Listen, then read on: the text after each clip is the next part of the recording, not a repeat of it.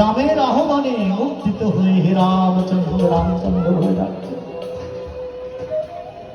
যুগ পুরুষের রামচন্দ্র, কিন্তু রামচন্দ্র আসার আগেই 108 জন ঋষি তারা যজ্ঞে তপস্বিত পুণ্যে পরম নারায়ণকে আহ্বান করলেন।